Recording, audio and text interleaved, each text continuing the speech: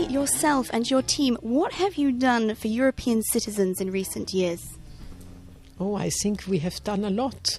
You know, I'm Commissioner for External Relations and for Neighbourhood Policy.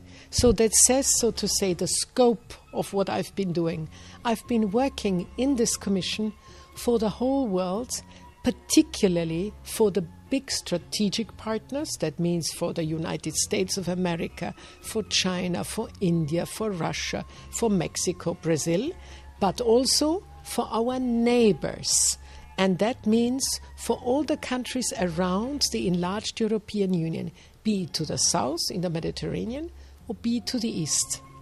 And if I go, for instance, now to see Ukraine or Georgia, or if I go to Armenia, Azerbaijan, there I see I'm full with real concrete policies on transport, on energy, on education, on questions of human rights, good governance. We have transformed this neighbourhood policy into very concrete reforms and modernization for these countries. I think this has been a success. And how do you see the future of transatlantic relations, which you just mentioned as well, with your partnership with the US? I think there is a very good moment. There is an opportunity, I would say, an opportunity for re-engaging with the United States of America on important issues like the big global ones, climate change and energy security, of course, the question how we tackle together the financial crisis, but on foreign policy also the Middle East and, for instance, Afghanistan, Pakistan, that are also very, very high on our agenda. Can you enlighten us a bit more about the Middle East?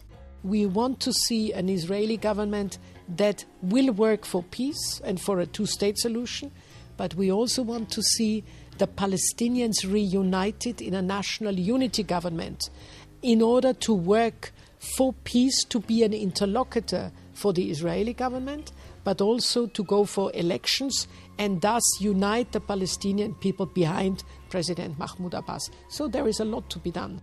Let's talk about the Lisbon Treaty. How important is it for the citizens, and how important is it that it passes later this year? I think it is very important. Why? Because we have become a European Union of 27. That means we are very big. But we have to take decisions much more quickly. We have to take decisions efficiently. And we have to go along together with the other big actors on the world scene. And the more we are united, the stronger we are. And with the Lisbon Treaty, we go one step further to be united. I think that is a major issue. But a second very important issue is we will be more democratic with the Lisbon Treaty, because the European Parliament will have much more co-decision rights, and thus also the European citizens will have more to say. Therefore, I think it's important that in the European elections people go to vote, and I hope to vote in the positive spirit in order to have a strong Europe.